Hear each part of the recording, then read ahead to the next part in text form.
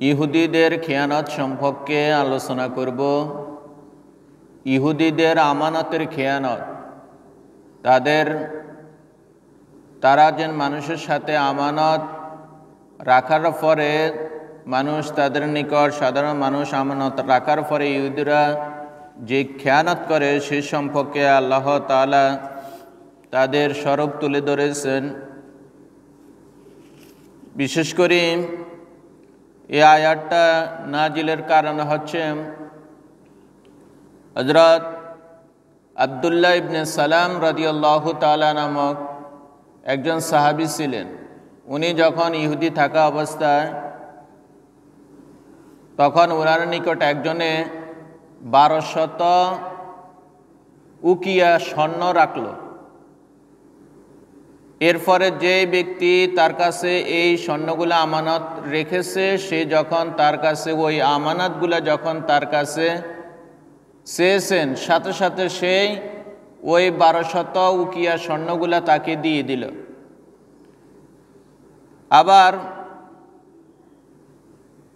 ইহুদিদের মধ্যে আরেকজন ছিল কাব ইবনে আশরাফ। এই কাব ইবনে আশরাফ সে কি করলো,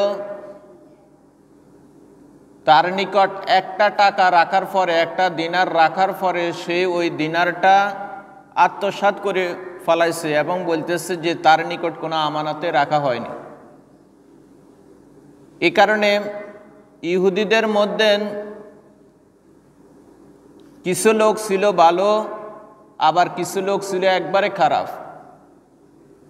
যারা ভালো ছিল এরা পরবর্তীতে অনেকেই এভাবে মুসলমান হয়েছে, কিন্তু যারা একবার কট্টর ইহুদি, যারা আল্লাহ রাসূলকে মানে না, আল্লাহ রাসূলের প্রতি ঈমান বিশ্বাস স্থাপন কোনোটাই তারা করেনি, তাদের কপালে কিন্তু পরবর্তীতে ঈমান আর নসিব হয়নি। এই কারণে যারা আল্লাহ তাআলার প্রতি বিশ্বাস ছিল এবং সঠিক পথে জীবন পরিচালনা করা যাদের চিন্তা ফিকির ছিল, এদের মধ্য থেকে একজন ছিল আব্দুল্লাহ ইবনে সালাম। তার ব্যাপারটা এখানে বলা হয়েছে, তার কাছে আমানত রাখার পরে সে যেন আমানতটা যথাযথভাবে ফিরিয়ে দিয়েছে, সে কথাটা আল্লাহ তাআলা এখানে বলেছেন। আর পক্ষান্তরে আরেকজন ইহুদি কাব ইবনে আশরাফ, সে আমানত রাখার পর আমানতের খেয়ানত করেছে, সে সম্পর্কে এখানে বলা হয়েছে। আল্লাহ তাআলা বলতেছেন ওয়ামিন আহলিল কিতাবি, আর আহলি কিতাবদের মধ্যে কিছু লোক রয়েছে, মান ইন তা'মানহু, তাদের নিকট যদি কোনো আমানত রাখা হয়, তাদের নিকট কোনো কিছু যদি তাদের নিকট কোনো আমানত রাখা হয়, বিকিনতারিন, বিপুল ধন সম্পদ, কারণ নিকট যদি বিপুল ধন সম্পদ রাখা হয় আহলে কিতাবদের মধ্য থেকে, ইউআদ্দিহি ইলাইকা, তারা ওই আমানত ফেরত দিবে, যার আমানত তাকে সেটা আমানত ফেরত দিবে। এই কথা দ্বারা আল্লাহ তাআলা ওই আব্দুল্লাহ ইবনে সালামের দিকে ইঙ্গিত করেছে। তার নিকট একজন ব্যক্তি 1200 উকিয়া স্বর্ণ যখন রাখছে, রাখার পরে সে যখন তার ওই স্বর্ণগুলা চেয়েছে, সাথে সাথে সে সেগুলা দিয়ে দিয়েছে। এই কারণে আল্লাহ তাআলা বলতেছেন আহলে কিতাবদের মধ্যে সকলে খারাপ তা নয়, বরং আহলে কিতাবদের মধ্যে ইহুদিদের মধ্যে কিছু লোক আছে যারা মানুষের আমানতের খেয়ানত করে না, যারা মানুষের হকগুলা যথাযথভাবে বুঝিয়ে দেয়, কারণ আমানত নষ্ট করে না। এদের মধ্যে একজন ছিল এই আব্দুল্লাহ ইবনে সালাম। তার নিকট ওই স্বর্ণমুদ্রাগুলা রাখার পরে সে যথাযথভাবে ওগুলা আবার ফেরত দিয়ে দিয়েছে। ওয়ামিনহুম মান ইন তা'মানহু বিদিনারিন, আর আহলি কিতাবদের মধ্য থেকে এরকমের কিছু লোক রয়েছে যাদের নিকট যখন কোনো একটি যদি দিনার রাখা হয়, এই একটা দিনারও তারা আমানতের খেয়ানত করবে, মানে ওই একটা টাকাও তারা ফেরত দিতে চাইবে না। লা ইউআদ্দিহি ইলাইকা, সেই যার আমানত তাকে সে টাকা তাকে তারা ফেরত দিবে না।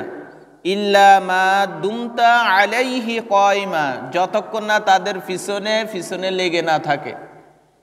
মানে এই টাকাগুলার জন্য ওই একটা দিনারের জন্য পাওনাদার তার পিছনে হাঁটা লাগে। যার কাছে আমানত রাখছে তার নিকটে আমানতের টাকা চাইতেছি, কিন্তু সে আমানতের টাকা ফেরত দেয় না। ওই টাকার জন্য যেই যার মূল টাকার মালিক সে তার পিছনে হাঁটা ছাড়া সে ওই টাকাগুলা দেয় না। এদের মধ্যে না, এই ইহুদিদের মধ্যে না এরকম একজন লোক ছিল যার নাম ছিল কাব ইবনে আশরাফ। সে এই কাজটা করত।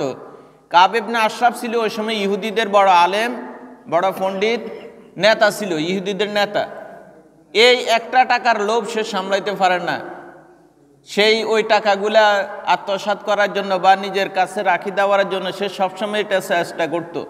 এবং সে কি করত, সেই এ ব্যাপারে তাকে বলা হলে সে বলতো, আল্লাহ তাআলা বলতেছেন, যালিকা বিআন্নাহুম ক্বালু লাইসা আলাইনা ফিল উম্মিয়িনা সাবিল। এটা এই কারণে যে তারা ওই ইহুদিরা এই কাজটা এই কারণেই করত, ক্বালু তারা বলতো, লাইসা আলাইনা ফিল উম্মিয়িনা সাবিল, যারা উম্মি, যারা নিরক্ষর, যারা সাধারণ মানুষ, এদের উপর আমাদের কোনো দায় দায়িত্ব নাই, এদের টাকা মারি খেলে কোনো সমস্যা নাই।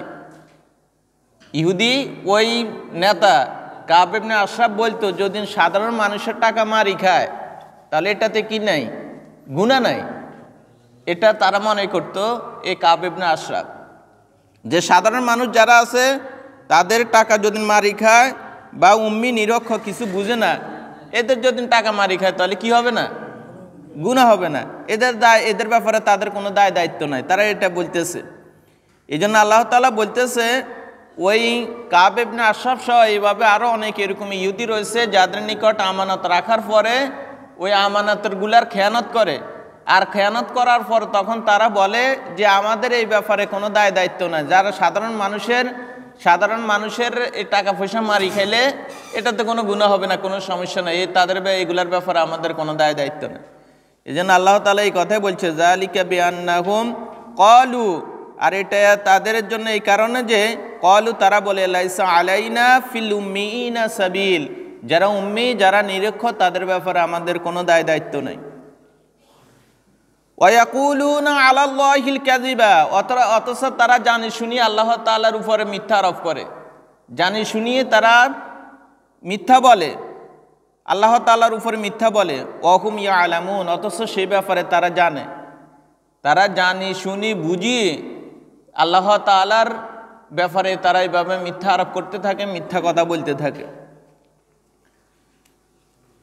বালা, তবে আল্লাহ তাআলা বলতেছেন, হ্যাঁ, মান আওফা বিআহদিহি, যে ব্যক্তি তার প্রতিশ্রুতি পরিপূর্ণ করে, অত্তাক, এবং সে তাকওয়া অবলম্বন করে, ফরজকারী অবলম্বন করে, ফাইনাল্লাহা ইউহিব্বুল মুত্তাকিন, এই ধরনের মুত্তাকিদের আল্লাহ তাআলা ভালোবাসেন, এই ধরনের মুত্তাকিদের আল্লাহ তাআলা পছন্দ করেন।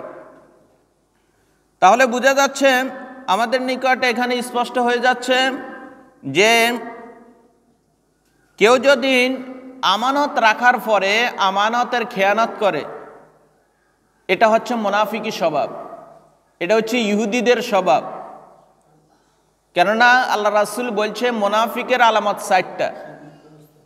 সে যখন তার নিকট আমানত রাখা হয় আমানতের খেয়ানত করে, সে যখন কথা বলে মিথ্যা কথা বলে, সে যখন ওয়াদা করে ওয়াদা ভঙ্গ করে, সে যখন কারোর সাথে তর্কে লিপ্ত হয় তখন অশ্লীল ভাষায় গালিগালাজ করে। তাহলে মুনাফিকের আলামত 60টা। মুনাফিকের আলামত কয়টি? 4টি। 1 নম্বর হচ্ছে আমানতের খেয়ানত করবে, 2 নম্বর হচ্ছে কথা বললে মিথ্যা বলবে, 3 নম্বর হচ্ছে ওয়াদা করলে ভঙ্গ করবে, 4 নম্বর হচ্ছে তর্ক করলে অশ্লীল ভাষায় গালিগালাজ করবে। এই মুনাফিকের আলামত এই 4টা। এই 4টা স্বভাব যার ভিতরে থাকবে, এদের স্বভাব আর ওই ইহুদিদের স্বভাব সমান। এরা ইহুদিরাও এরকম করতো, এদের মধ্যে যারা কট্টরপন্থী ইহুদি ছিল, এরা আল্লাহ তাআলার কোনো হুকুমকে মানে তোয়াক্কা করতো না, বরং হাসি তামাশার পাত্রা তারা মনে করত। এভাবে এজন্য আল্লাহ তাআলা বলছে, যারা ওয়াদা দিয়ে ওয়াদা প্রতিশ্রুতি পরিপূর্ণ করে, তাকে অবলম্বন করে, ফরজগারি অবলম্বন করবে, আল্লাহ তাআলা এদেরকে পছন্দ করবেন, আল্লাহ তাআলা এদেরকে ভালোবাসবেন। তাহলে বোঝা যাচ্ছে, কেউ যদি কারোর কাছে আমানত রাখে, সে আমানতটা যথাযথভাবে তাকে বুঝিয়ে দিতে হবে। তার আমানতের ব্যাপারে কোনো ছয়নয় করা যাইবে না।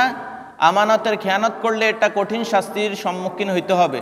এই কারণে কেউ যদি কারো কাছে আমানত রাখে, সে আমানত সে যথাযথভাবে ফিরিয়ে দিতে হবে।